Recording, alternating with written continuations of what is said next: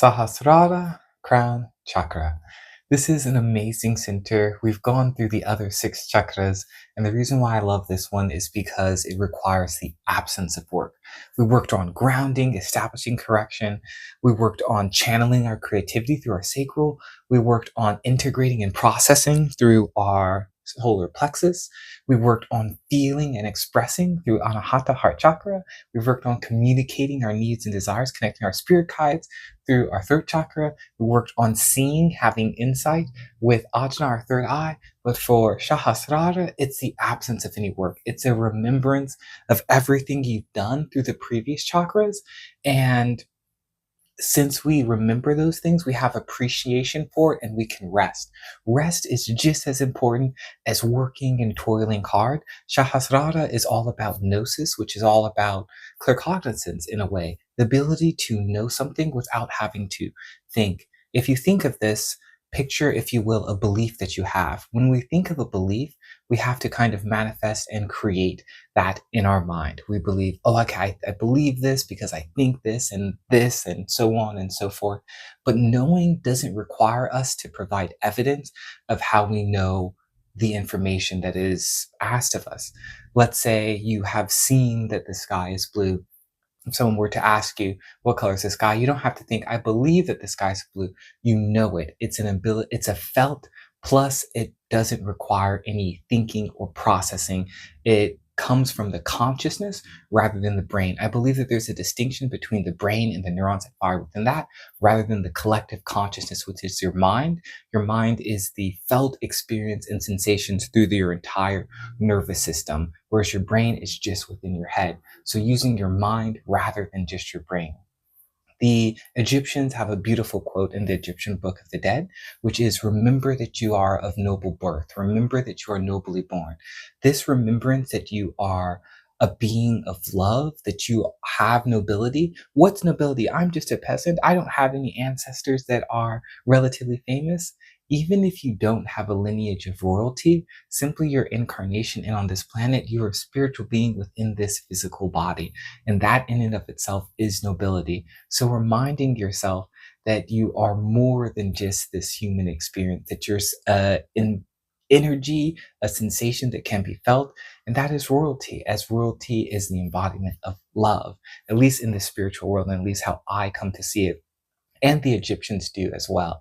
So that's a mantra that you can use to help connect to your crown chakra. And I think it's called that for a specific reason, the crown representing nobility, and reminding yourself and remembering that you are of noble birth, that you are of love. The second way of connecting to this specific chakra center is by breathing. So breathing helps clear our mind in a way, and I can use a breathing technique to help clear my mind. How I do this is I mostly inhale and exhale through my nose because it's closer to my face and it helps me sense more things going on within my consciousness, within my mind.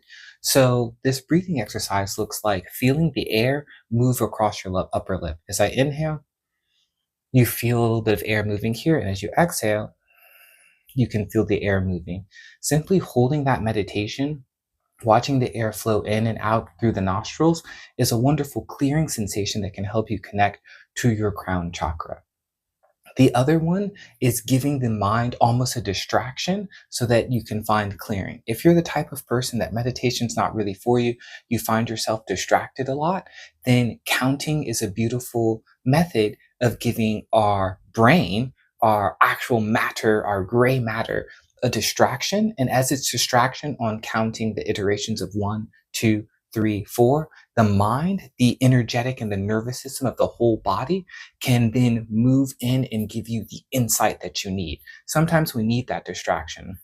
Picture, if you will, when you're taking a shower, you're making sure that you're not going to fall in the shower.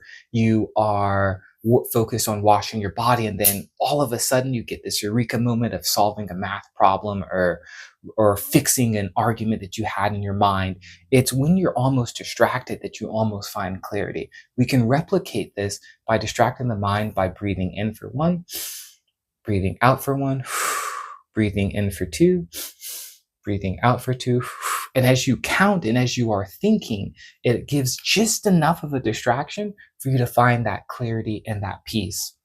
So give your mind that distraction through either creating a breathing exercise of your own, or you can try mine of inhaling for 1, exhaling for 1, all the way until we're inhaling for 10 seconds and exhaling for 10. What that looks like is literally then inhaling for 2, then inhaling for 3, exhaling for 3, and continuing to do that. That's my personal favorite practice, because by the time I get to 10, my mind is normally clear. And by continuing to remind yourself what a clear mind feels like, we're able to connect to Sahasrara, and clearing out all that clutter, all that distraction helps us highlight the wisdom that remains when the unnecessary items and informations are cleared away.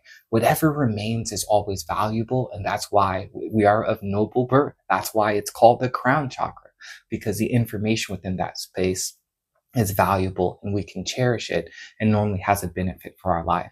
This has been a stroll through the chakras part 7. Who knows what we're going to talk about tomorrow, but remind yourself and give yourself permission to rest. Remind yourself that you don't always need to be toiling or working on a specific center, and know and remind yourself that you are of noble birth. You are of love, and this love itself is all that you need. Reminding yourself of that highlights the areas that we should be flowing into anyways. So take a breather today. You don't need to work on yourself. You just need to love yourself. With love, have a marvelous day.